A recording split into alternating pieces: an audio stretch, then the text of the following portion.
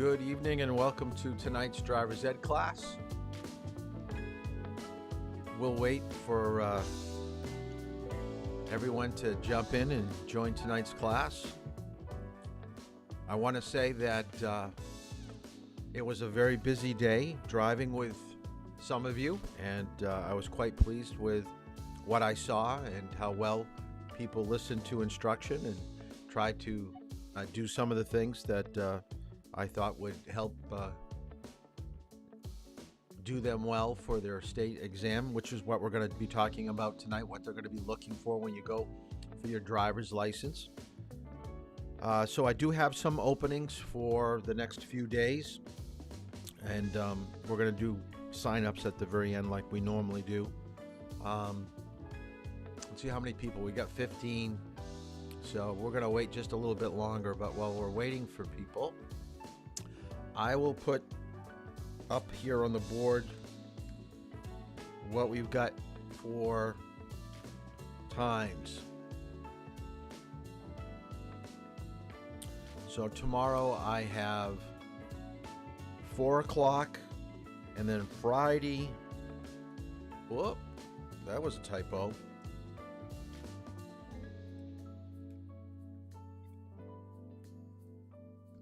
So let me put this up. So tomorrow I have 4 o'clock open. Friday I have 3, 4, or 5 open. And actually Friday, if someone has a free period that didn't drive today, I could probably drive with you before 3 o'clock.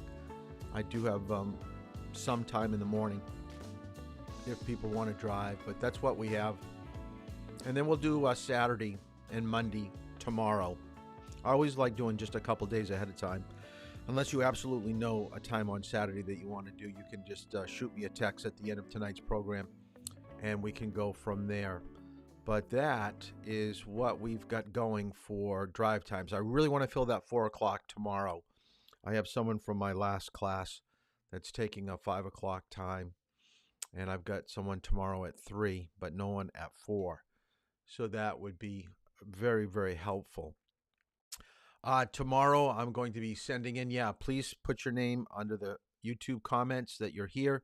Remember to sign in, more importantly, your phone than the comments, but I really would like to see both.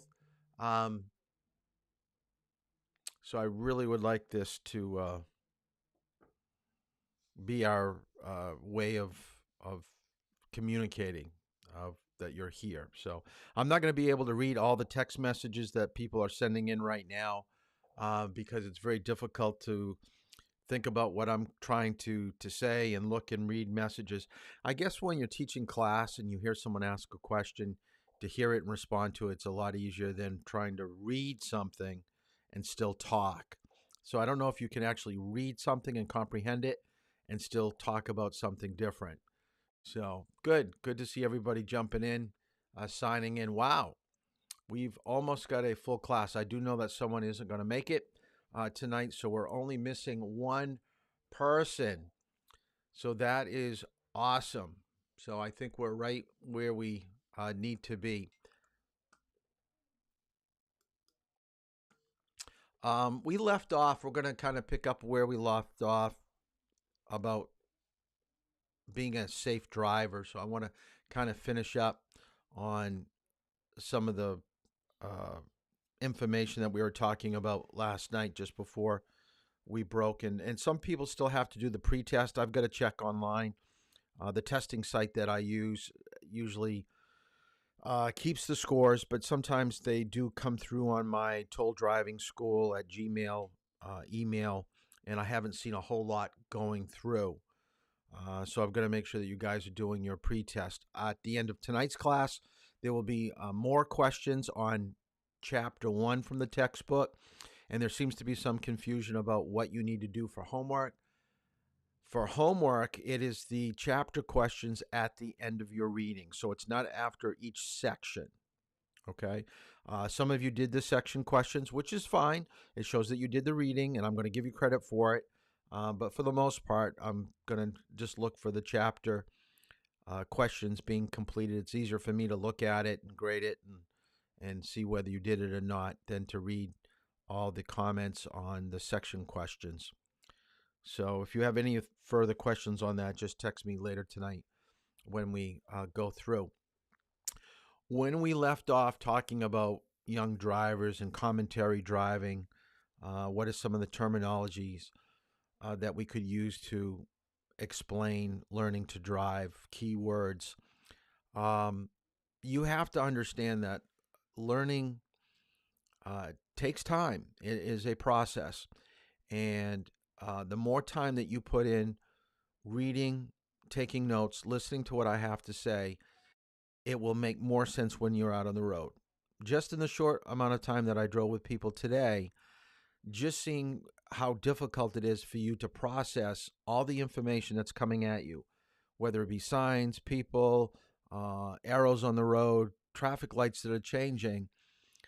It's hard to process all of that, to know what to pay most attention to first and how to prioritize what you should be doing out on the road. So some of the mistakes that were made today was just, thought process. It's putting things in order, thinking logically, and putting those steps in order. So a lot of things kind of went out of order on a few things, whether it be traffic lights or turns and things like that. But when it comes to talking about young people and making mistakes, one of the things that you have to understand is that the human brain doesn't fully mature until after the age of 24. So even though you're getting licensed at 16, most insurance companies do not reward you with good driving, even though you go through your 16th year, 17th year, 18th year, so 2-3 years of good driving with no tickets, no crashes. You're not going to see any noticeable change in your insurance rates to the age of 24. Statistics have shown that at that point, you're probably out of college, you've got your first job. Responsibility is more or less probably set in at that time, so you are a mature person. Mistakes are going to be less, and they have a huge, well, I shouldn't say huge, 6 or 7 years of look back at your driving record to see whether you have become a good and safe driver. So on the flip side of that, don't become a bad driver, because being a bad driver year after year, that is going to sneak up on you and hound you through bad insurance rates for years to come. So we're trying to set the process at the age of 16 of putting these things in practice of making you a good and safe driver. So some of the reasons why you're having problems behind the wheel, and you're going to see this in this short video, it's only like 2 or 3 minutes long, and I want you to text me the answers that they give you. There are 3 reasons why young people are having problems behind the wheel of a car. So listen to the video. It's only like 2 or 3 minutes long, and then text me what the answer is. All right? For many, adolescence is the healthiest period of their lives. Teenagers are close to their peak in strength, reaction time, immune function, and other health assets. Yet mortality rates increase by 200% from childhood to late adolescence. What is causing this spike in mortality? One possible explanation is that teenagers make risky decisions that place lives at risk. Researchers are studying developmental processes that occur during the teen years, focusing on different ways that brain development relates to adolescent risk-taking. Of particular interest is teenage driving behavior. Motor vehicle accidents are the leading cause of death for U.S. teenagers, accounting for more than 1 in 3 deaths in this age group. 3 factors work together to make the teen years deadly for young drivers. 1. Inexperience. Experience is critical to safe driving. Common mistakes for novice drivers include ineffectually scanning for hazards, failing to adjust speed, and losing attention on the road. 2. Risk-taking behavior.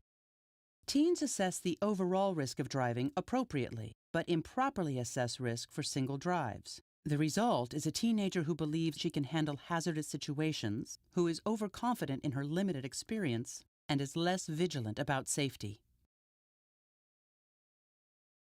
3. Greater risk exposure.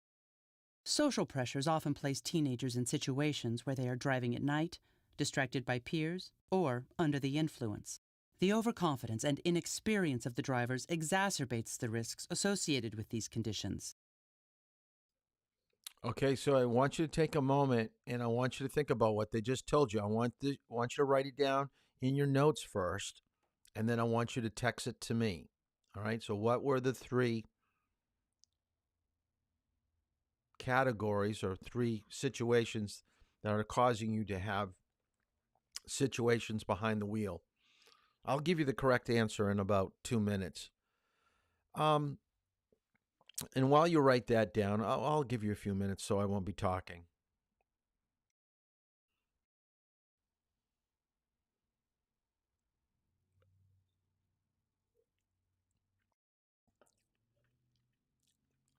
People are getting them all right. This is good to see.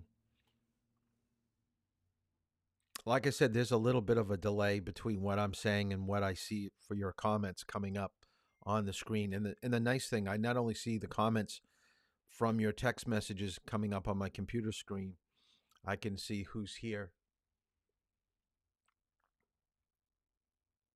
Good job.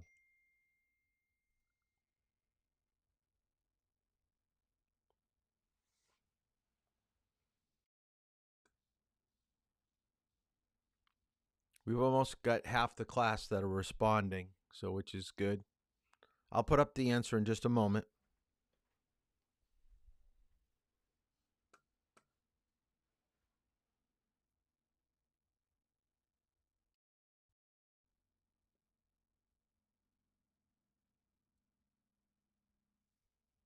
So here's what we were looking for. You have inexperience, you have risk-taking behavior, and you have risk exposure. Those are really three important things to always keep in the back of your mind. Those are things that are going to be holding you back.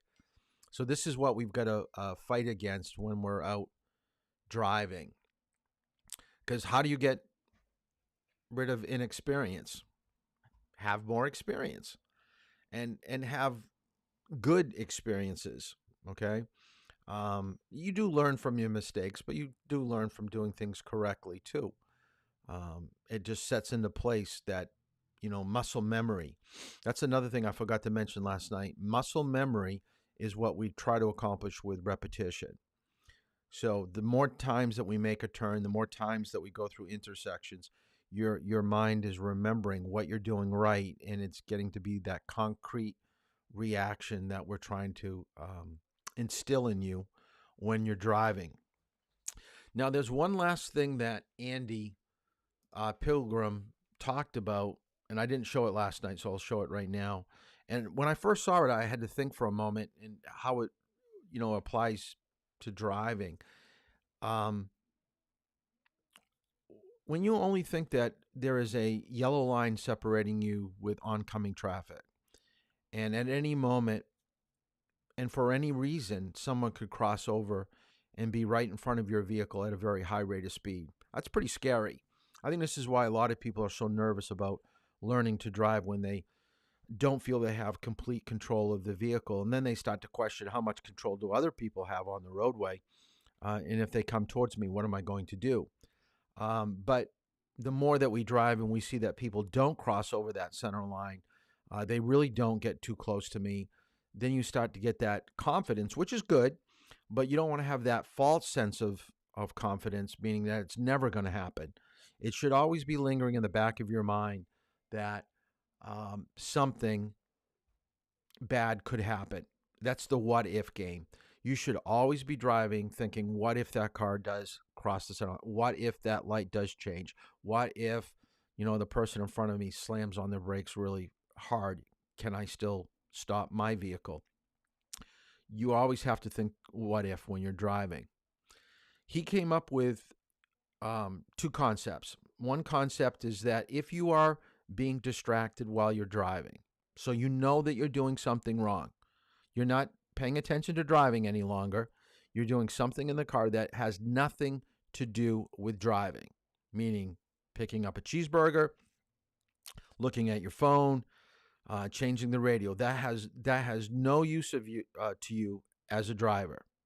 Then you are driving, write this down, you are driving dangerously because your focus is no longer on the road. If you cross over the center line, you hit someone, it's your fault. Now, if you're causing a crash when you do that, let's flip it over. Let's say that you are driving and you are staying in your lane, you're not crossing, but you do kind of look down at your phone and someone does cross over the center line. Let's say they have a health condition and they start getting faint and they can't focus, their eyes get blurry and they leave their lane, they're coming towards you.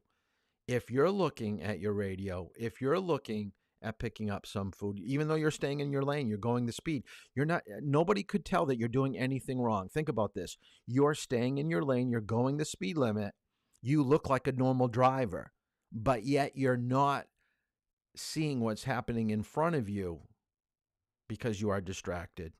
You're being vulnerable. So I want you to write down dangerous and vulnerable. Dangerous is where you're causing a situation for other people because you're not paying attention. And vulnerable is you're not paying attention, you're doing the right thing, but you're not seeing someone else do the wrong thing. And you have no chance of changing your speed, your position to get out of harm's way. I thought that was kind of interesting that he put it this way. So let me show you the little clip that he did on being dangerous or vulnerable. Sides to the distracted driving issue that all drivers need to understand, and it revolves around overall awareness. If your eyes or mind are away from driving for some distraction, then you are always either dangerous or vulnerable. Let me explain. Many drivers, both experienced and new, believe they are safe and doing nothing wrong as they drive distracted, if you can believe that. They tell me they can drive distracted, maintain their speed, stay in their lane, etc. They actually tell me this as if they are above the distracted driving problem. I want to change this extremely dangerous perception right here. We've all seen or heard tragic stories about drivers hitting other vehicles head-on. A driver who veers into another lane or into oncoming traffic is obviously completely unaware and dangerous. There is no doubt about that one, but let's look a little deeper. To the drivers who think they can successfully drive distracted, I explain this. You may think you can drive distracted and not be dangerous, but I know for certain you are vulnerable. Imagine, for the sake of discussion, that you were looking away from the road for a second or deep into your phone call right at the moment an oncoming vehicle veered into your lane. Exactly. You would not see them at all if you were looking away, or you would react much slower because you were distracted and your mind was deep into the phone call. Not good, huh? Research shows us that this is accurate. Every day this tragic scenario plays out on the roads. Bad choices followed by unfortunate timing. It takes two fully or partially distracted drivers coming together in most collisions and crashes. Never give up your chance to see distracted drivers coming into your driving space. I don't want you to be dangerous or vulnerable. And please, never with children in the vehicle. Many drivers, both experienced and new, are not respecting that driving is different. The potential downside to driving mistakes are well known to parents. Driving deserves more respect from all drivers. The cost of avoidable mistakes by new drivers is mind-numbing. We are talking avoidable heartbreak and billions in medical expenses, legal costs, and property damage. There is a troubling trend I need parents to be aware of. Many teens are now waiting to take the driving test until they are 18 or 19 years of age. In most states, an 18 or 19-year-old can walk into a DMV and take their driving test with no driver training whatsoever. This information should clearly be a wake-up call to all parents. I definitely want to give a shout-out to parents watching who take driving very seriously and never drive distracted, especially when there are children in the vehicle. The information and knowledge here has to be aimed at the majority of parents and adults who drive distracted every day. I made my second PSA truth to give non-distracted driving parents and adults respect, and to also shine another light on the extent of the distracted driving problem. I just never thought my kid was paying that much attention to my driving. Let's take a look at truth. I have 3 wonderful children. They've learned everything else from me. Why would driving be any different? Driving deserves respect. If something had happened to my kid because they had been driving with a distraction that I know in my heart they had learned from me, I would never forgive myself. It's not enough to tell them. With driving, you have to show them the right way.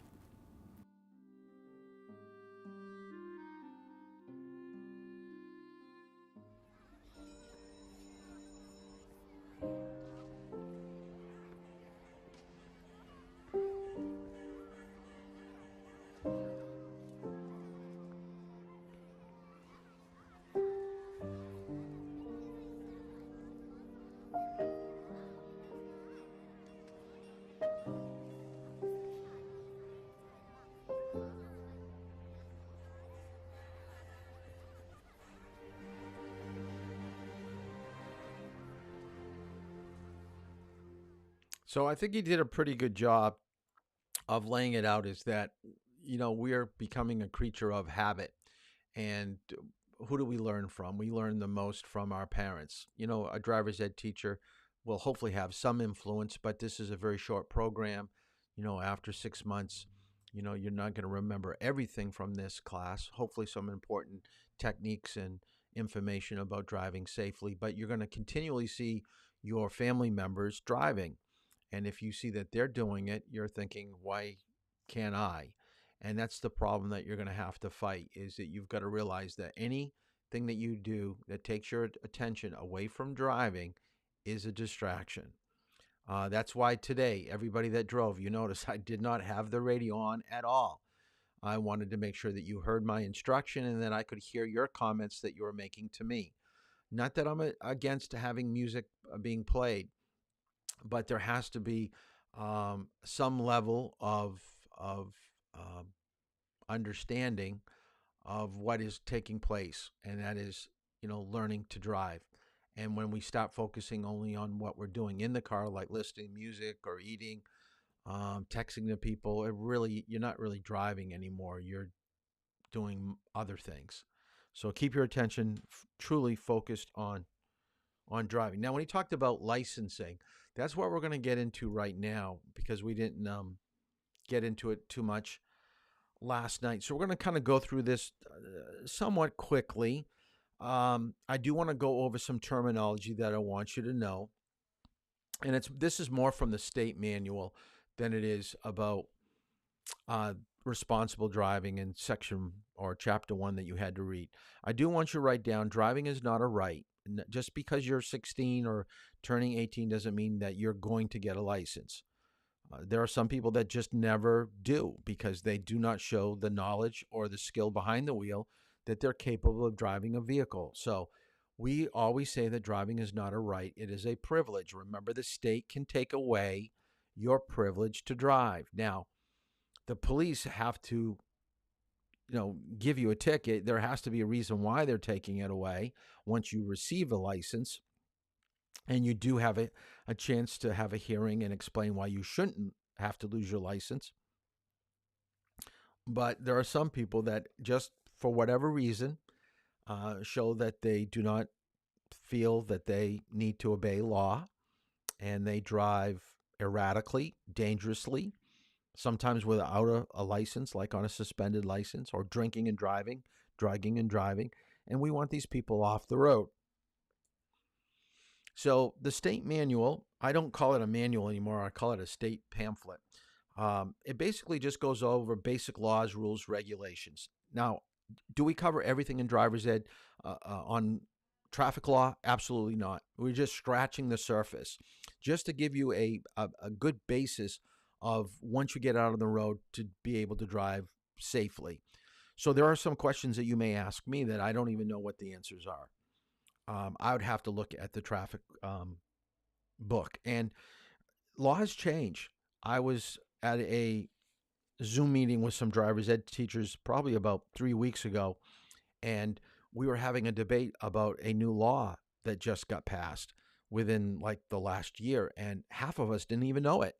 No one sent the driving instructors, this is what is changing, and it has to do with red lights and turning right on red. And I still have to make sure that it is indeed changed, because the way that it's in the textbook is not, or in the manual is not the way that someone has said that they just changed the law 6 months ago. So to keep up on all these changes, even for a driving instructor, it's challenging. So we're going to just basically cover the most important ones. I want you to write down suspension and revocation. You're going to hear that term throughout driver's ed, because when you do lose your license, it is going to be either a suspension or revocation. So with license suspension, what I want you to write down, it is a short period of time, but your license is given back to you. And what you need to know, because you're under the age of 18, this is your first license, you're getting a youth operator's license, you're going to lose your license for 20 days on your first violation. So write that down, 20 days. First violation. Second violation, 45. Third violation, 90. Doesn't matter what you're doing. If it's a moving violation, that's how long it's being taken away. Once those time periods are up, you get your license back. Now, you do have to pay for your fine, whatever you did wrong, and you have to pay a reinstatement fee. It's probably around $25, $30 on top of what the fine is. Let's say it was running a stop sign and it was $83. Reinstatement would be maybe $25, $30. So you're looking around $110, $120. Then you get your license back after 20 days on your first offense. Now, revocation is a longer period of time, and you may have to get retested, meaning do another written test, do another driving test before they give you your license back. So it's a lot more severe. Usually for like striking pedestrians, drunk driving, the real heavy hitter stuff when it comes to losing your license. You're the bad of the bad. That's when you're going to see revocation. Most of the time it's suspension. The state wants you to remember that a good driving personality is related to your attitude. So every time that you drive, try to be in a good mood. Don't suffer what we're going to call road rage or aggression behind the wheel. And we're going to have a whole section on road rage a little bit later in driver's ed. And as we just saw earlier tonight when I showed you the clip from Andy and what we learned, the three categories that affect you the most, driving does require your full attention, and you will not be your best if you're doing something else inside the car.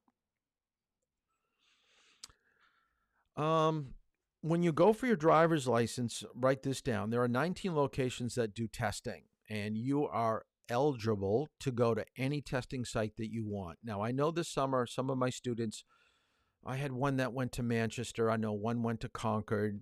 I heard one went to Keene. So if you find that it's taking longer to get your license at Dover Point or Epping, you could ask the state, do you have any other openings in the state? And you can go wherever you want. Okay, just because you live in Lee, Durham, Rochester, doesn't matter where you get tested. If it's a New Hampshire inspection station or licensing substation, you can go there. Now, I will tell you personally that I think if you're going to a testing area that you're unfamiliar with, that kind of puts you behind the eight ball when it means coming out onto the road to perform, because you're not used to the intersections, the flow of traffic. Should you be able to handle it? Yeah, probably. If you want to be a licensed driver, sure. But it will probably be a little bit more stressful. Most of the people that I know that do go to Epping or Dover for their license, they usually go down around that area and just drive around before their test just to see what they've got for speed limits and signs and stuff like that. And that's perfectly fine. You can do that. The further north you go, I will tell you this, the easier the test becomes, because they don't have many highways or cities to put you in. And we'll talk a little bit about what the testing is like in a moment. Once you write down you're getting a youth operator's license, it's good for 5 years. The restriction that you have on your license are the two bullets just below this, that you must not drive with more than one non-relative for 6 months in your vehicle. After that 6 months is over, you can drive with as many people that you want in your car. But I would say make sure there are seatbelts. And the same thing with relatives right now. If you get your license, you can have as many relatives as there are seatbelts. A lot of people say, well, why can you have like 3 relatives in the car but only 1 non-relative? Because usually relatives don't sue you. So it's really a liability problem. So if you get in a crash with 3 buddies in the car and they're not supposed to be there, your insurance company could say, you're really breaking the law. And I don't know if I want to pay the claims because it states in your insurance policy that you're going to abide by New Hampshire law. So there could be a legal entanglement to get medical bills paid. So you don't want to be breaking laws because it could have repercussion on your parents. It could have repercussion on your insurance policy. There is a curfew. Most people don't realize this, that you're not supposed to drive between 1 and 4 in the morning. And of course, your parents have told you that nothing good happens between those hours. So why would you be out driving by yourself or with friends at that time? And that's up to the age of 18. All right. Once you become an adult, the curfew does not happen. So when you want to get your license, what is it going to take? Well, you need to fill out an application. So write this down so this you can think about this process because, like I said, driver's ed is going to go relatively quickly. Hopefully we'll get our driving in. I'm starting to believe that getting the driving hours are going to be really, really hard for this class. So an application is online right now. You're going to fill that out. And someone told me it's about 2 to 3 weeks once you send it in to get your date to get your license. So it is going to be a little bit of a wait. And I will tell you this. The longer you wait, because you've got to get your 40 hours done with your parents. But the longer you go into the summertime, the longer the wait's going to be. Summer is always a longer wait because there are more kids getting their license. And more of the state officials are taking their vacation time. So they have less people, examiners, to take you out. So if it's 2 to 3 weeks now, it's probably a month to 5 weeks in June, July, and August. It's going to cost you $50 to get your license. There's a parental form, just like signing up for driver's ed. Your parents had to sign off on it. The reason why you're here is your driver's ed certificate, so I will be handing that out to you once you've completed everything. And the 40-hour log, and we talked about that last night. Remember, Road Ready? Okay, do that and just print it out or go to the state Department of Safety site and download this driving log and fill it out. I'm going to skip over this, the Real ID, because I know it says it's coming October 1st, 2021. The only thing I want you to know about this is that every single state is going to a unified form of ID. It's going to be used to get you into federal buildings. It helps you get onto airplanes. So everybody wants to adopt this, but they tried to run this out just prior to COVID. And because of COVID, I think everything is really being hampered at the DMV of getting people in and their license changed.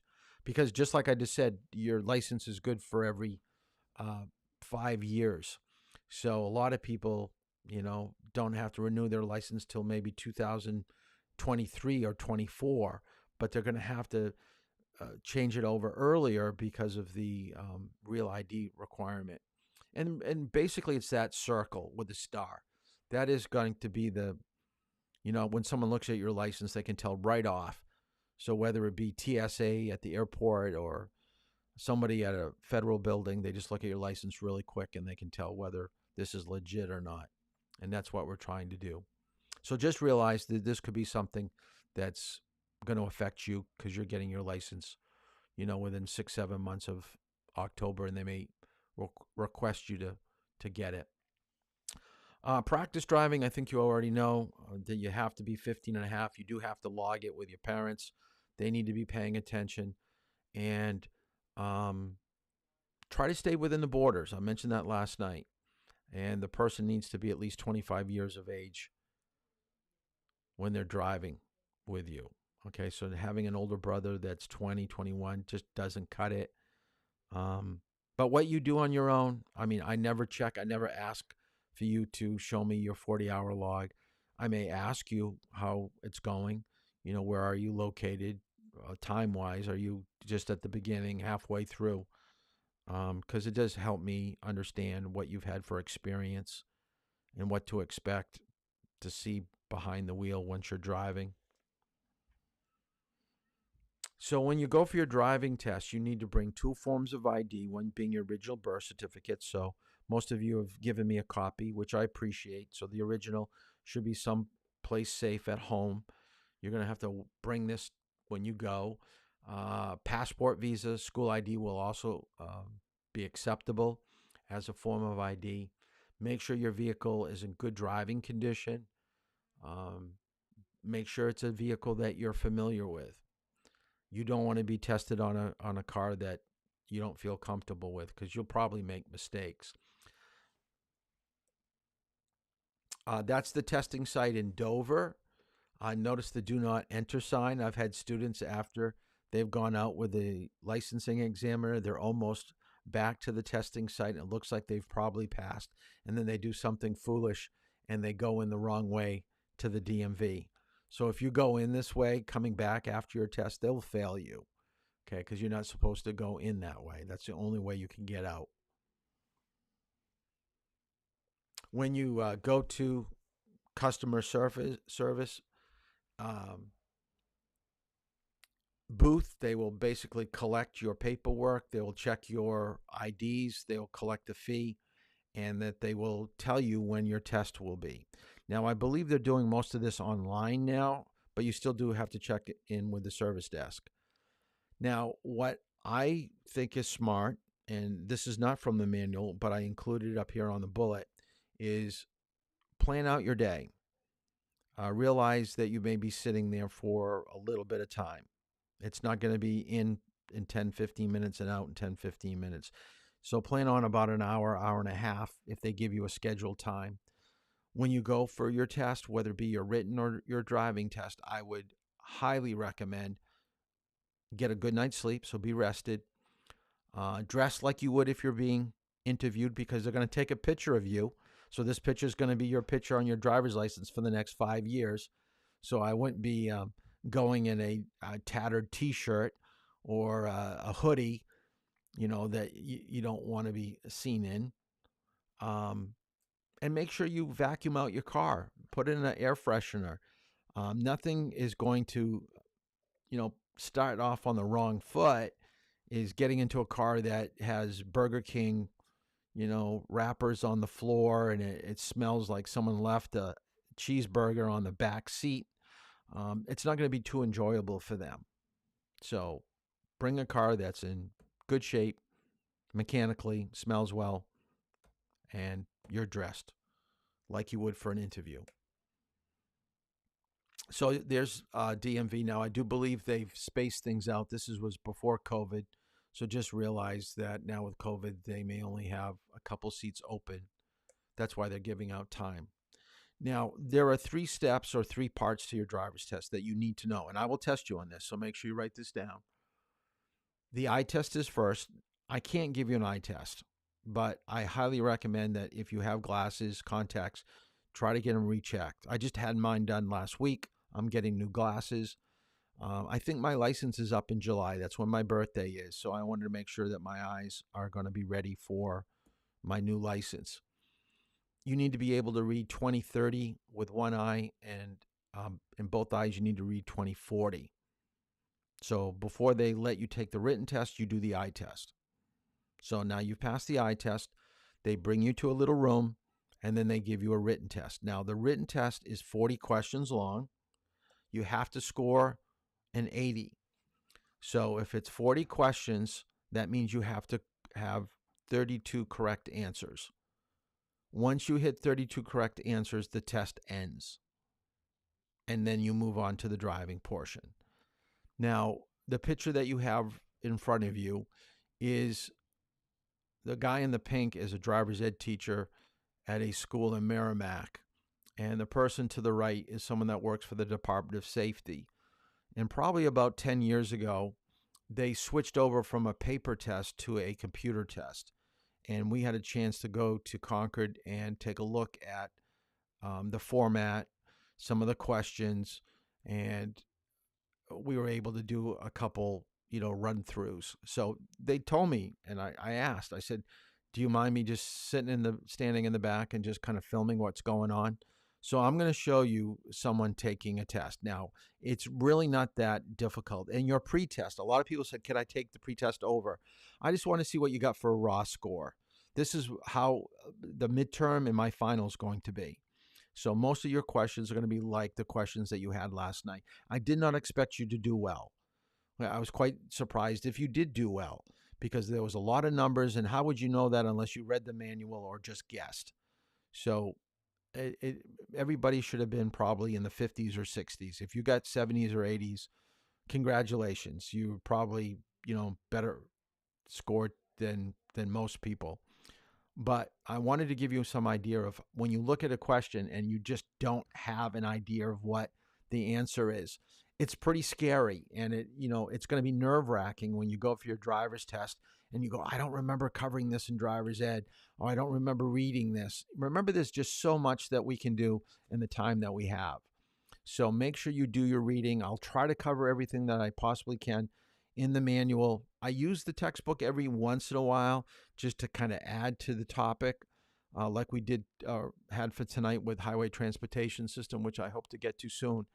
But I want to make sure that you understand with testing, it's just basic knowledge of driving. So here's a short video clip of what I was able to record. As you notice, there's a volume. There's a volume here on the right. We also have headphones that plug in. Everybody gather around. You can come stand back here as well if you can't see. And what it's going to do is it walks you through each individual screen, kind of prompts you to the next screen. It's pretty self-explanatory. Hit continue, go on to the next one. And what it does is it gives you 4 dates of birth. Do you know which one it is? No, I don't actually. You have to pick your date of birth to continue. So when you walk into our test room and you see 5 test stations, well, how do I know which one is mine? Well, number one. I'll be right back. Jay will Bill, I can get What was that? April 6, 94. Okay. April 6, 94, that'll be the bottom. Thank you. It tells you at the beginning that it's a 40-question test and that you need to get 32 to pass. Is every question based on the manual? No, it is not. There are a couple of questions in there that are required in your curriculum that are in there that aren't in the manual. And I know that Trooper O'Leary had stated that he had mentioned this to you folks in there, but we are getting some calls from people saying, this wasn't in the manual when they have just been to driver's ed. And so it's very important that you folks know that it's not just the manual that tested on, it's your curriculum. So that is very important that you impart that information to your people. Extremely few and far between, so it's not like it's an issue. It's just something that actually cropped up recently. Do a sample test. Yep, what you do is at the beginning of the test here, it gives you a choice, a sample test or begin test. And sample test, all that does is show you how the computer system works. So you go ahead and hit sample test.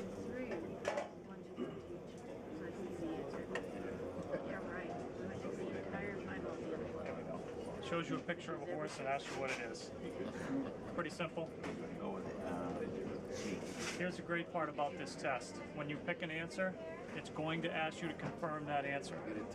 So there is absolutely no way you can come back and say, hey, listen, I hit C and A came out. If I didn't like that answer, you could hit no. Yep, there you go.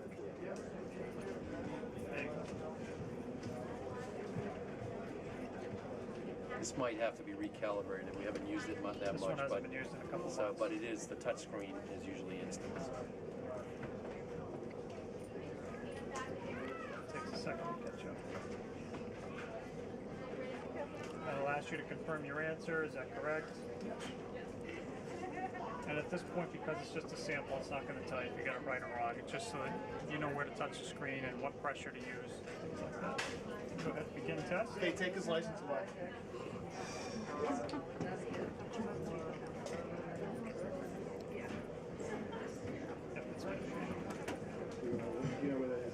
about the volume? Oh, here.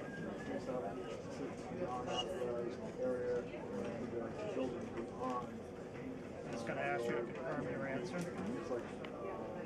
Behind 33.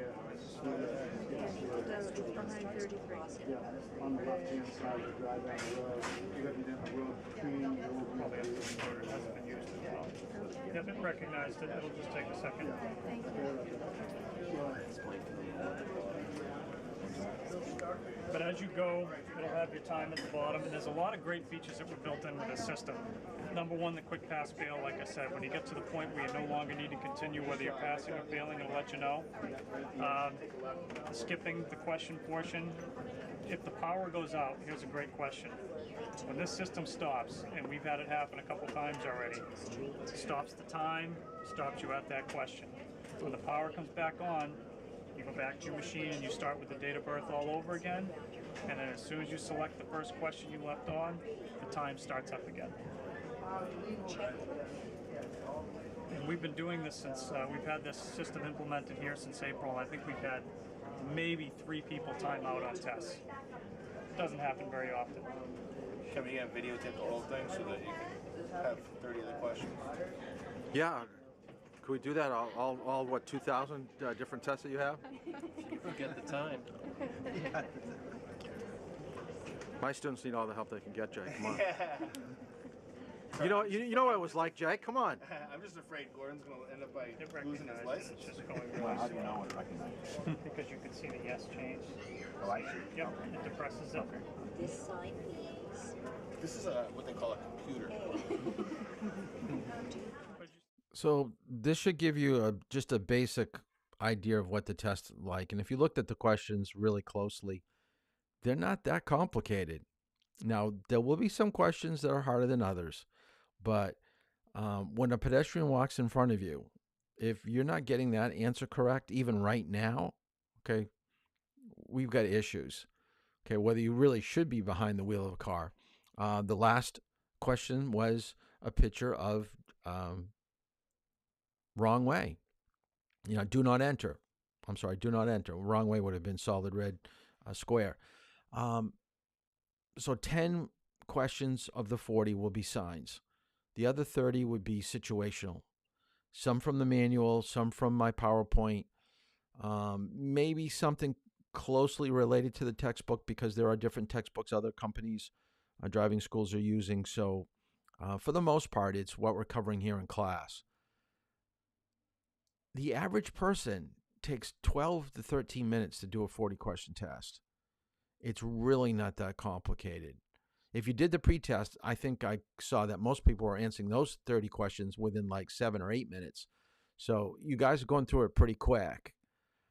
Take your time. It's multiple choice. The answer's there. So do it by elimination, the best way to do it. If you don't know what the answer is, skip it. It'll come back later. Nobody that I know of in my program has ever tested out. But I have heard of students that have not passed the written test because they did not study. They took it too lightly. They thought, nah, I got all this information after driver's ed. Even though it's been a month, I think I could still pass. And they try to do it, and they miss it by 1. Usually they miss it by 1. You don't want that to happen. So always study. Don't take anything for granted. You've got plenty of time. Don't get nervous because like I said here on the video, that it self-corrects after every answer. So you do question 8, give them your answer at the bottom of the screen. It's going to tell you whether you got it right or wrong. And that's when, nerves set in because people see, oh, I just got another question wrong. Then they start questioning every answer that they see, and they just don't go with their gut. I know it's this, but then they try to think maybe it's not, and they second guess themselves. So be well equipped, rested, know your material, and you shouldn't have any problems at all. Now for the fun part, the road test. They have you go out into your vehicle, and they say, put that piece of paper that's to the right where it says no before you go. Put that on your rearview mirror. And if you look on the sheet there, it says you will be tested on your ability to maintain your position within your lane. So today I was looking at that, seeing how well people did. And for the most part, it looked pretty good. Ability to keep a safe interval, both front and rear. Well, how do you know that? Well, because you're checking your mirrors. They're looking to see if you check your mirrors, rear and side mirrors, to make sure that you've got good spacing. Front, back, sides. Ability to change lanes, giving adequate warning to other drivers defined as 3 to 4 seconds. Usually our fourth time out, our fourth lesson out with most people, not everybody, but for most people, our fourth lesson out will be lane changes. We do a ton of lane changes. I want to make sure that we have that skill down and that you're not going to have a problem with it. Correct signal use, presetting them upon completion of a lane change. You'll encounter stop signs, traffic lights, pedestrians, emergency vehicles, so you're going to have to deal with them. You'll be turning left and right. You'll be performing at least one parking maneuver, and the test is only 15 minutes. Now, that's not entirely true. It does go a little bit longer than that. It's closer to 20, but that's still not long. 15, 20 minutes to show someone that you know how to drive. You better be on your best behavior. You better give them your best driving day. So it's really not that difficult if you really listen to what they say and try to be as perfect as possible. The problem with people, they don't try to be perfect. They just say, hey, whatever, this is the way I drive. I think I'm okay. And they don't realize the state's looking for these specific things. Now, on the left-hand side here, this is the road sheet that they have to score you on. I'm not going to go item to item. And really, I guess your last time out driving with me or 2 times, I'm going to do something like this, and I will let you know how I think that you performed. I will tell you I would have taken 3 points off, 5 points here, 10 points, or this would have been automatic failure. There are things on this sheet that they can fail you for right from the get-go. I took a UNH student who did not have use of a vehicle. He asked if he could rent the driver's ed car. And I didn't have anybody that could drive Thursday morning. And he had a Thursday morning test. So I took him to his test. And no lie, he got into the vehicle with the examiner and he left the parking lot. At the stop sign, he pulled out in front of a car way too slow. He basically cut the person off. His driving test was less than 3 minutes long. He literally, from the time that he left the parking spot to the time he came back, was 3 minutes, and he probably didn't go more than 400 feet. It can happen that quickly. Failing the test could happen that quickly. Now, this is what I want you to write down. If you fail your test, you're going to get retested until you stop trying. They just keep on telling you, come back, come back, come back, come back. It used to be more punitive. It used to be after 3 fails, you would have to do so many driving hours with a driving instructor again. And as far as I know now, they're just telling you to just come back, come back, come back. But each time it's going to be a longer wait. The first wait is about 10 days if you fail on a driving test. You fail a second time, it could be like a month or more, if depending on what you did. And then third could be months to a year. So it does get longer between, because they know that you need practice. So like I said, just look at that testing sheet right there. I don't know if I've got a copy in the car. I know I've got it on my iPad, so I could always show you a picture of it again. But a lot of points are taken off for some of the things that you just wouldn't think that they would, like taking a turn too wide, getting too far away from a curb when you're parking, how smooth you brake. You just figured, oh, I stopped at the line. Yeah, but everyone went, flying to the dashboard because you hit the brakes too hard. So a lot of it has to do with your smoothness of what you're doing.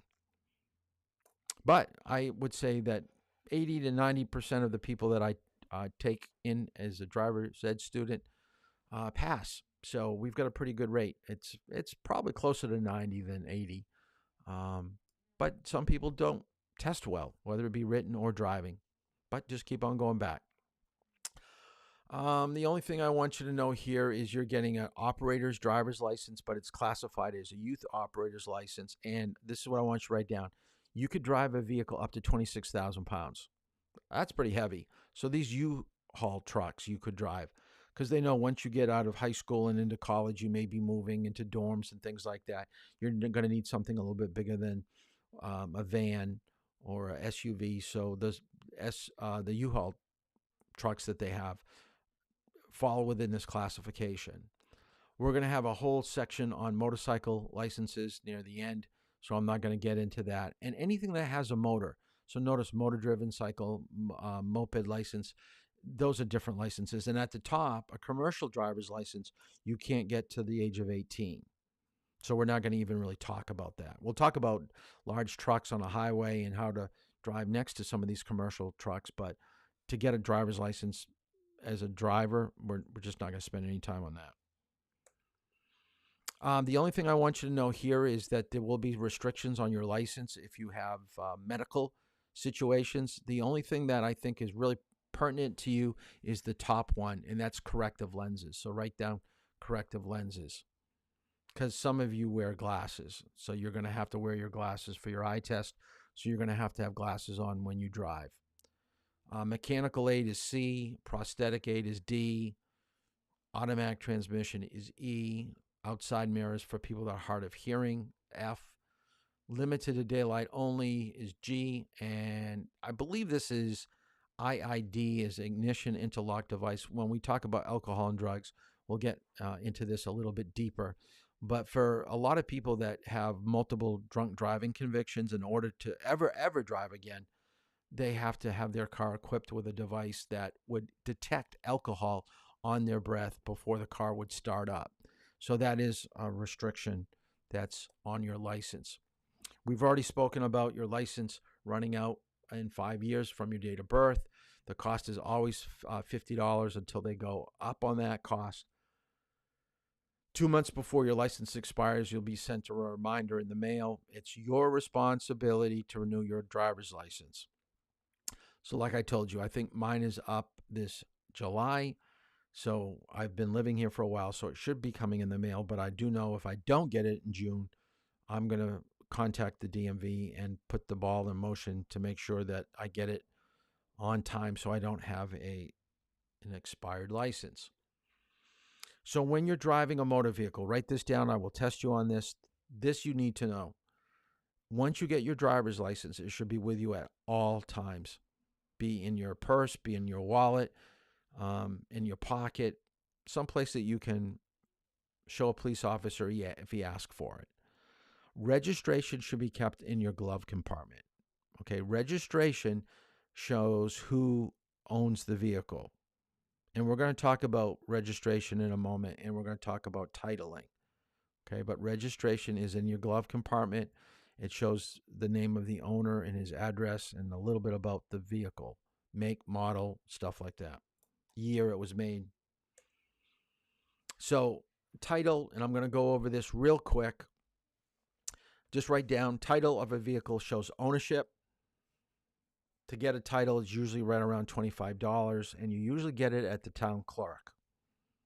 If you buy a new vehicle, the auto dealership will give you the title once you purchase it. Remember, if a loan is taken out to purchase a vehicle, the bank owns the vehicle with you also. So you're half owner, the bank is half owner because you're making payments. And if you're making payments on it, you're going to have insurance on it because the bank wants to make sure if you ever crash your vehicle and it's totaled, it has no value anymore, that they're still going to get their money back. So just realize that insurance is really, really important to have when you have a vehicle. That's what a title looks like. Notice in black lettering. On the flip side of the front side basically gives the information about the vehicle. Okay, who the bank was, who owned it at one point. Once you pay the bank all the money you owe them on your payments, then the title becomes yours. But if you ever sell your vehicle, you have to sign the back page so that your owner's signature is on the top, and then below is the signature of the person that's buying it. You date it, you put the mileage of what the vehicle is, and now it becomes their vehicle. So that's how vehicles are passed from one owner to another, is through a title. The other thing I want you to write down, what's useful about a title and registration, is there's something called a VIN number, vehicle identification number. That's important because cars do break down and they malfunction. If it's the responsibility of a manufacturer to correct a defect, they're going to have a recall. The only way they can recall a vehicle and get it repaired correctly is to send out notices to people from their title or registration. So when the state has your title information and your registration information, they look at the VIN number to see if it matches up with, let's just say Toyota, because I drive a Toyota, that Toyota had faulty brakes. So a recall issue, warranty information would be sent out to my address because that VIN number was flagged as being a potential problem for the bad brakes. This is why you should be familiar with your title and registration. Registration has to be done every year. Okay, if you're a resident of New Hampshire or you move to New Hampshire, you're given 60 days to switch over. So if you move from Mass, you cannot drive around on Mass plates anymore. You're supposed to switch over. And it is a tax. That's how New Hampshire gets their money, is through registrations and other types of, driving stuff like tolls on the road is a tax. So go to the city clerk or town clerk and pay your residence tax for your registration, your title, and then they give you your license plates. This is what a registration in your glove compartment would look like. So it's a couple years ago, 2009. Doesn't look like it costs too much. Look at total cost for registration. Total due is $38.50. It was on a Chevy Camaro built in 1972. So think of 2009. The car was built in 72. That's why it's so cheap. In your notes, what I want you to write down, the newer the vehicle, the more expensive your registration will be, because it's based upon the value of your vehicle. To get the driver, and if it's a business, it's going to be expensive too. So my son's car, probably right around $100, maybe a little over, and it's about 5-6 years old. The driver's ed vehicle, $350. Okay, and that's every year you have to pay. So just remember, when you say you've got $2,000 saved for a vehicle, are you figuring in registration? Are you figuring in, and yeah, Sam, you're right. Different cars do have different registrations. Yes. So if you take a look up at the top, a lot of times you'll see whether it's like a passenger vehicle. I'm trying to see where it's located up here. They got the type, yeah. It says plate number and then it says type. So it's a passenger vehicle. So if you're a commercial vehicle, an agricultural vehicle, if you're a dealer and you've got lots of used cars, they're going to be charging you different. So it does matter what type of vehicle that you have. But the best way to look at it, the older, the cheaper it's going to cost you. The newer, the more expensive. And I always tell this to all my students, is that if your dad is the one responsible for taking care of registrations, and it usually is, think about how many vehicles that you have in your yard. I've got 3. So I've got actually 4, if I include the driver's ed vehicle. And it's done in your birth month. So, and when dad gets cards for his birthday, he's forking out a lot of money for everybody else in the family to drive. And anything that has a license plate in your driveway. So whether you got a boat, if you got a snow machine, if you got a motorcycle, anything that has a license plate has a registration. So it could be a pretty expensive month for a person that has a few toys and a few cars. So just remember that when your dad celebrates his birthday. So, as we said, the type of vehicle, the value of it, how long it's going to be registered for. Some people just do sports cars, convertibles, just for the summertime because they don't need it in the wintertime. So it'll be prorated. And then they're going to give you your license plate at the end of your registration process. I just mentioned all the different vehicles. It's done. Make sure you know for your test, it's done during the owner's month of birth. Plates are given out randomly. If you want vanity plates, it does cost you extra. I believe an extra $40 on top of a regular registration. So that's going to bring it just to probably a little bit under $100. If you want vanity plates. If you want to know more about vanity plates, just ask me and I'll tell you a little bit later, but I don't want to spend any time on that. Once your car is registered, then you have to get it inspected. It ranges probably between $20 and $50 per vehicle, but it's totally up to the inspection station what they want to charge you, but they have to post it. There are two types of inspection. One deals with safety devices on your vehicle, like your horn, your wipers, your defroster, tires, brakes, frames, stuff like that. Then there's a second part to your inspection that deals with exhaust and emissions. And for those of you that drove today, I think the check engine light has to do with emissions. It has to do with my oxygen sensors.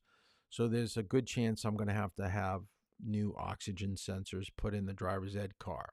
Is it still driving fine today? Absolutely. But it's probably telling me that probably the CO2 levels are a little bit too high going out into the atmosphere. So that's going to have to be taken care of soon. There's the price. They usually have it on official inspection placard that's out in front of the facility that's doing it. They must tell you how much it is on this sign. And if they tell you that you do not pass inspection because they found something wrong with your vehicle, remember, you do not have to get the work done there. You've only asked them to do the inspection. So they may say, you got bad tires, you got bad brakes. If you can find someone else to put new tires on, do the brake work, have someone else do it, all right? Because it could be cheaper. Have your uncle do it. If they do the work, I've always told people, ask for the parts, because I know some people that are not good mechanics and they're looking for business, and no lie, people will make up things that are wrong with your vehicle, knowing that if you know nothing about cars, how are you going to call them out on it? So make sure that you ask for the parts back. And like I said, have someone else do the work is always, an option. But I always go to people I trust. I have two people that I like in the area, and I've always gone to them, and they've done me well. So by word of mouth, find people that you trust. The inspection sticker is put on your window in the bottom left corner. It used to be up top in the middle near your Easy Pass, but they've moved it now to the bottom left corner of your windshield. And your registration stickers go on your license plate. So on this license plate, notice it's April of 2013 that this plate was given out.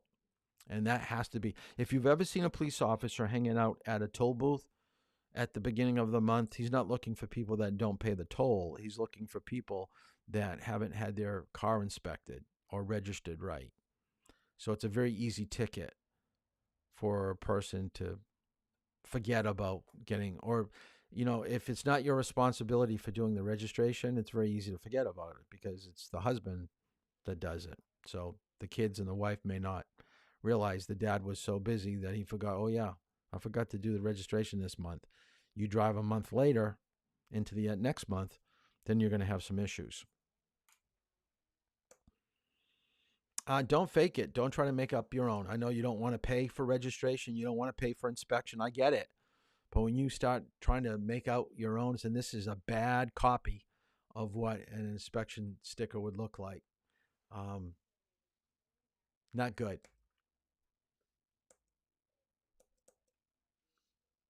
So that is about getting your license. So I wanted to at least get through that. I can tell that I am going to not even get through what I want to tonight.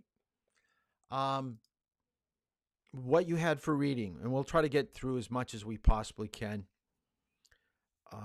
with the highway transportation system. I wanted to kind of give you an overview of where we came from and where we're headed when it comes to safety in a vehicle and innovation and what driving's going to be like, because the world is changing, cars are changing, and if you ask your parents and ask your grandparents what it was like when they first got their license, you're going to see it's not the same. So what you're doing right now is not going to be the same as your children, your grandchildren will have to go through to get a license. Surprisingly, cars have not been around for a long period of time. Now, 100 years seem like a long time, but I'm turning 60 this summer. So I'm more than halfway to 100. But to you, that's only a tenth of your life right now, or, 16% of your life right now. If you go by 100 is what you're going to live to. So back in the early 1900s, there were more horses than there were cars. And now if we look down at the bottom here, we have so many drivers. We have more cars than there are drivers. And we'll just do this as let's see how many people are paying attention. So this is on the comment section. And we kind of talked about registration. So in the comment section right now in YouTube, write down if your parents have more cars than they do licensed drivers at home right now. So if you've got more than 2 cars at home, we'll just do it that way. If you have more than 2 cars in your driveway at home, just put down how many cars you got in your driveway at home. Back about, 50, 60 years, most families did not have multiple cars. One for the mom, one for the kid that's still in school. It was just one car, maybe 2, and everybody shared that second vehicle. I come from a family that sold vehicles. I'm from Rochester.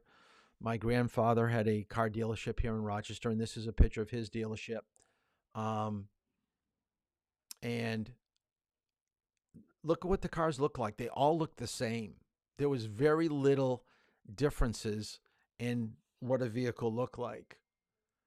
Look at what cars look like now. We have self-driving vehicles, cars and trucks, which human drivers are not required to take control to operate safely, also known as autonomous or driverless cars. They combine sensors and software to control and navigate and drive vehicles. This is the future. Okay, the picture of the cars in my grandfather's dealership were probably all manual transmission. We'll talk about manual transmission tomorrow, but this is the future. You're going to probably operate a vehicle at some point where you can take your hands off the wheel and the car will do some of the driving for you, if not all of it. So I thought this was kind of interesting. So let me show you where we're headed and where we're at. This is Volvo's 360C concept car, and it's just one idea of what completely driverless cars might look like one day. That means cars without even a steering wheel that can safely navigate public roads entirely on their own. But with how much we hear about self-driving technology making its way into everyday cars, it's hard not to wonder, how much longer do we have to wait?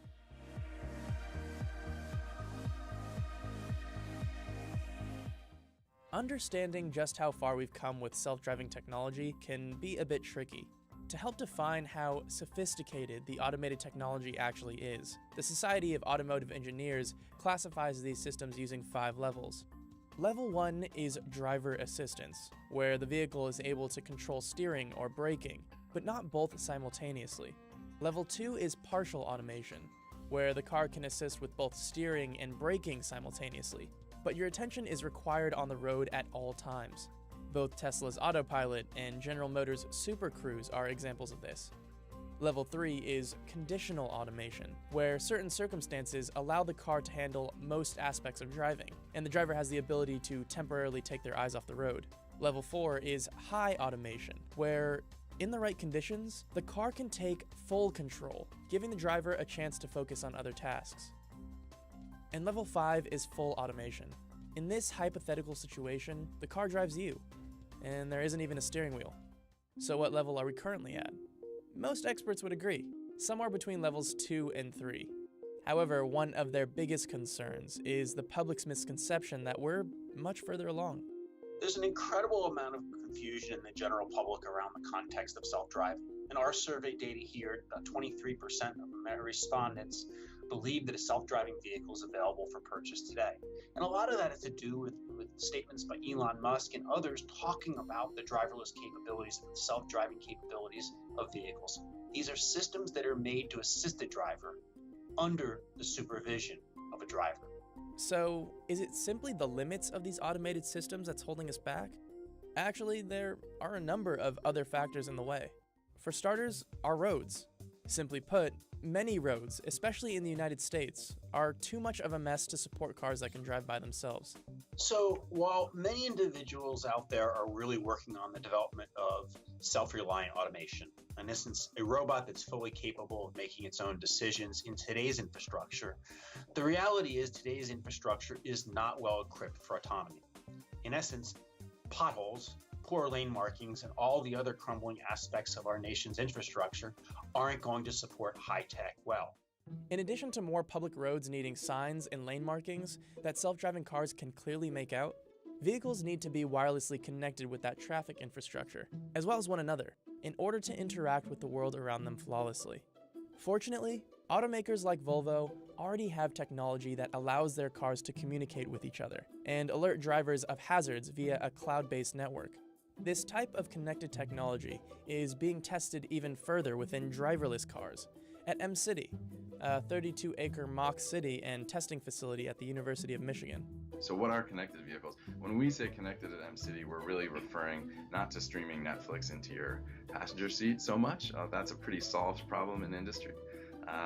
But in how vehicles and infrastructure can be connected together for lots of other benefits like safety. The idea is a low latency way for vehicles to tell other vehicles and anything else that wants to listen where they are and where they're going. So, once traffic infrastructure and communication is handled, what else do we need to address? Well, traffic laws. Governments have a number of important decisions to make in society's transition to self-driving vehicles. In the beginning stages, they'll have to define what weather conditions are appropriate for vehicles to be operating fully autonomously. This is due to the fact that many of these car systems can be disrupted by rain and snow. One industry they could look to for guidance is the airline industry, who doesn't hesitate to cancel flights in inclement weather. They'll also have to initially find a way for autonomous vehicles to safely navigate public roads amongst traditional cars. A possible solution could be designated lanes, similar to the high occupancy vehicle lanes found on highways and bus lanes found in certain cities. The government's kind of leaving it up to states to decide what's going on, just because the technology's so new and they still don't really understand what it's going to look like in the end. Once the government does fully involve the federal government, they're gonna have to speak to lobbyists, people that represent truck drivers and taxi commissions. They're gonna realize that a lot of jobs could be lost, and that's gonna be difficult. And then also liability. If these cars are on the roads and they're getting into accidents, like who is liable? With all these things considered, back to our original question: how soon until we have self-driving cars? I'd say within the decade, it's gonna be on highways, but if we're talking about being able to take your car wherever you want across the United States, being able to travel through New York City and sleep the whole time, I don't think we're anywhere close to that, probably several decades away from that. Car makers and tech companies are very heavily focused on the context of driverless technologies. Now, I'm not saying that that's not the future. It is the future. But as many have begun to admit publicly, that future is further away than anybody's realistically considered to date. We as humans are really good at predicting the future. We're not so good at the timelines. And the timelines to driverless technologies changing how I live and move is probably in the order of several decades, if not further away. How close are we to the Jetsons car? We're still a ways away, in my opinion. It isn't really a matter of when these technologies will arrive to me, but can we be ready and utilize them in the best way possible? So this video was probably about 7 to 8 years ago, and we are just speeding forward so fast that even their timeline is way off. We're getting closer and closer. It's not decades. It's not decades. I'm going to say probably, between 4 and 8 years, you're going to start seeing vehicles out on the road that are fully automated. I mean, we're trying to even look at Amazon and just tractor trailers that are going to be fully autonomous, because that's going to save a ton of money and make the roads a little bit safer, because computers basically can process stuff a little bit faster and a little bit better than most drivers. So are there going to be some glitches along the way? Yeah, probably. But it's not going to be anything worse than what we see what cars are doing when they run traffic lights and stop signs and things like that. And that's just something that computers won't do. They have a hard time with other things like pedestrians and animals and stuff like that. But even with that, with detection, it's coming right along. But it's very common, and I don't have a picture of it, of a person driving a Tesla.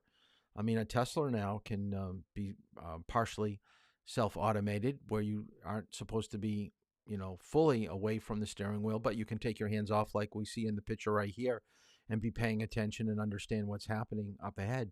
But I've seen videos of people actually falling asleep in their car, and they know that the car, and this is on a highway, and it's still getting them to, down the roadway. So that is where we're headed. Same thing with roadways. We're building things into roadways that are helping cars to detect changes of speed, intersections, and things like that. So we do have to make the infrastructure a little bit better. So when we first started to build the interstate system, it was back in the 50s, and we thought it was only going to be around $25 billion, but of course, nothing ever runs smoothly, and the timeline is never when you're dealing with the federal government. So down at the bottom, notice, and you had this in your reading, 114 billion, and it took 35 years. So 3 times the length of getting it done, and at least 4 times or 5 times greater what the cost is going to be. You probably don't even remember, because they just opened up the bridge in Portsmouth going from Dover to Newington, actually. That took years and years. That had to be at least 6 years to be completed. It went forever. Okay, and you just think that's a little small bridge. When you start talking about bridges throughout the country and the highway system, it's going to take a lot of time and a lot of money to really equip it to fully handle all these cars that could be automated. I want you to write this down. We're only going to be able to get through a few of these, and then we'll talk more about it tomorrow. There are 3 parts to the highway transportation system. One is people. So you should understand that when it comes to ages, young and old, we have to be concerned about infants that, 3, 4 years old, that are on their trikes or walking and they get away from their parents. They're going to be a problem for you on the roadway or in a parking lot. They don't think about checking for traffic. They can't judge speed of vehicles. So be very careful for young children that are wandering out near a road. Be careful about older people. They don't turn their head. They may have some type of Alzheimer's or some type of dementia that is causing them to forget about what to do at intersections or traffic lights. A lot of older people, you got to pry their license away from them because they don't want to give it up. I don't know about you, but if you've ever driven with an older person, I'll pick on my dad. I was just driving one last week, and if I wasn't in the car, I would have sworn he was going to go through a red light. I had to remind him, hey, it's a red light up ahead. He was in another world. So if you've driven with your grandparents, what is it like?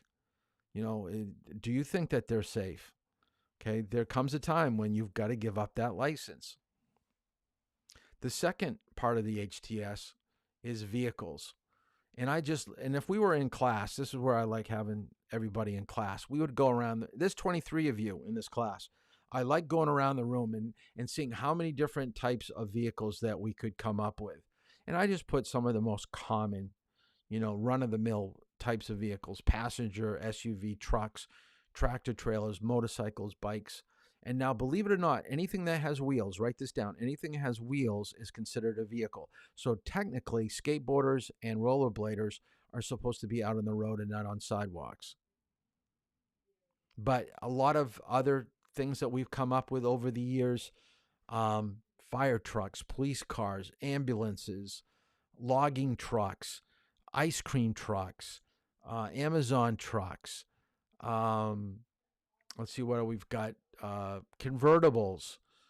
We've had Hummers. We've had Army vehicles. All these different vehicles you will encounter at some point probably on the roadway. Why is it important to start thinking about vehicles? Well, one, their length and the width of a vehicle, their capability of accelerating. A sports car is going to accelerate a lot faster than a logging truck. A logging truck is going to be making a wider turn than a motorcycle. So starting to understand characteristics of vehicles is going to help you with what you're trying to do out on the roadway. You know, I don't want to be next to a large tractor trailer on a highway. Understandable. Then change lanes. Back off. Speed up. You've got choices. So we're trying to figure that out. We'll talk more about that maybe tomorrow. And then one more is roadways. Dirt roads don't have the same type of traction as paved roads. Back roads have faster speeds than city roads. City roads have more traffic lights and pedestrians than rural roads. So knowing something about the roadway that you're on, what are you going to encounter? What is the speed limit? What's the width? Now, all traffic lanes are not the same width. A lot of people think, oh, I've got a yellow line and a white line. It's the same. It's not. It's not. Much wider on a highway, a lot narrower on your back roads. So your position on the roadway is going to change accordingly to the type of road that you're on. Highways, mountainous roads, coastal roads. And living in New England, think about it. An hour north, we're in the mountains. An hour south, we're in Boston, downtown. Half hour from Durham, we're at the coast of New Hampshire and Portsmouth and Rye and Hampton. We've got the best of everything right here in New England. We could be in the city. We could be next to the ocean. We could be up in the mountains. All different types of driving. But if you lived in, I'll pick on my sister and my nephew living in Nebraska. Okay, flat. I mean, you could be on a roadway and you could probably look 15 miles down the road. There's nothing but fields, cornfields, soybeans, whatever they're growing. It goes on and on and on and on, and you don't see a house forever. That's not difficult driving, and it's the same every day. Are they going to be the same type of driver if they went on vacation and went to, let's say, Miami Beach, Florida? They would be overwhelmed.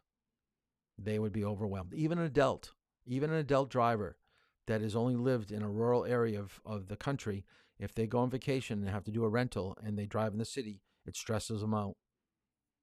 Could they operate a vehicle? Yeah, probably, because they know how to accelerate, brake, and turn. But the stress of processing information, they just don't do it. They can't do it. They make a lot of mistakes. That's why you should always look for people that are from out of state in their license plate. How is the state or the HTS regulated? Federal, state, local. This was from your reading. They talked about the National Traffic and Motor Vehicle Act and the National Highway Safety Act. We're constantly changing laws to try to make roads safer, more fuel efficient cars, to make really the world a better place. So we're trying to do the best that we can. Now, the unfortunate thing, and I'll just bring this up because I do like watching the news,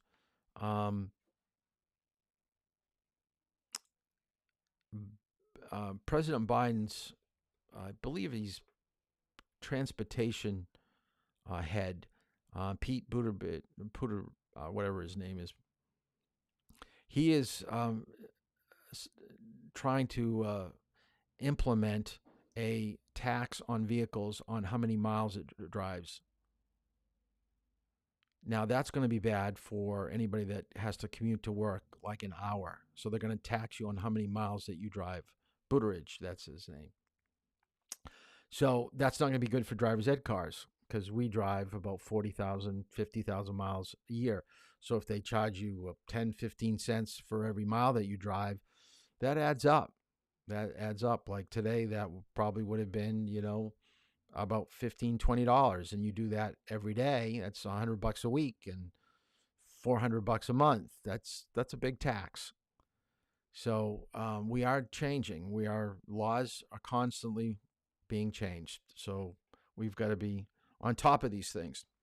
What I want you to do, and I don't have it down on the sheet for homework, but let me get out of here and get my picture up here, because I do want you to read chapter 4 and 5 in 4 and 5 in responsible driving, because we're going to talk, because a lot of you are getting to the point where you're going to be driving with me. So responsible driving, read 4 and 5 for tonight, do the questions. So we're going to get into knowing the vehicle. We'll finish up HTS. I'm just probably about a half hour behind like I am from last night. So I will try to catch up the best I can. But I'm going to put this up here. What I want you to do for homework. Well, yeah, that's good enough. This is a picture of my neighborhood. And right where that little circle is, it's very dangerous for people to make a turn right there. So what I want you to do for your homework is I want you to go to Google Earth, and I want you to find a place that you think is going to be a difficult place to drive. Now, it could be a place you've never been to, never driven, but you would think of a major city and find a street or something and look at the street and try to explain to me why you think this would be difficult to drive on. If you want to make it personal, I kind of like personal better. Let me get out of this real quick and show you another picture. Okay, this is Route 155, and this is up near the Madbury Police Department and Fire Department. That this intersection at the top of the road here should probably have a blinking light, and over here is Town Hall Road, where Mohammed is in the ball fields.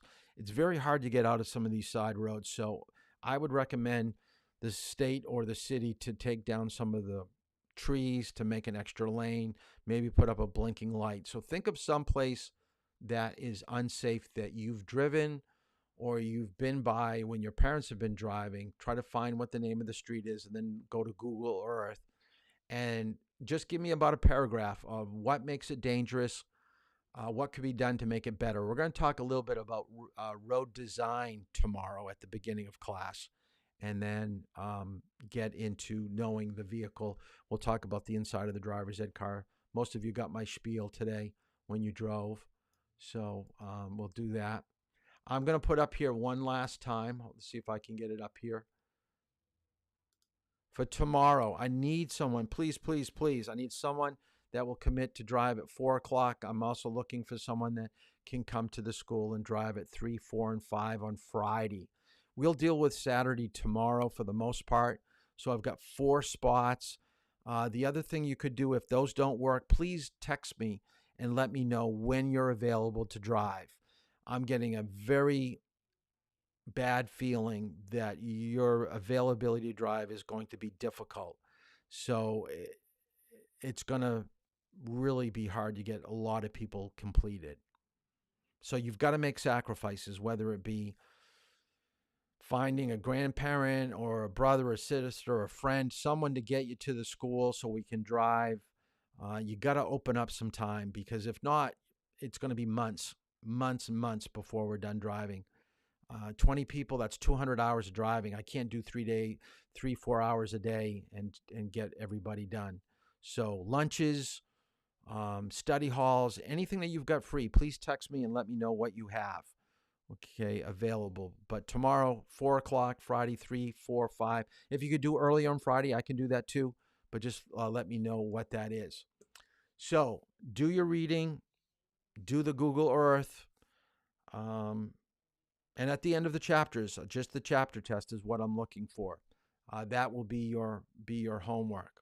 So that is it for tonight. Tomorrow, we'll be back here at 7:30 and trying to get up to speed on stuff.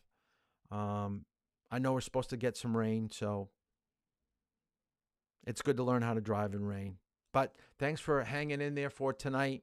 We'll see you tomorrow. If you got any questions, make sure that you text me so I can answer it. I think I've got all the information from last night's class, because tomorrow morning I'm filling out my paperwork to send to the state to say that the people that are here are in my class and ready to, in the near future, get their license. So all that information that I asked for yesterday, I'm going to be using for my paperwork and get that out to the state. But with that, I think we got through quite a bit tonight. We're almost back on topic and on our time schedule, but that's it for tonight. So have a good night. We'll see you tomorrow. And please, please, please sign up to drive. All right, have a good night.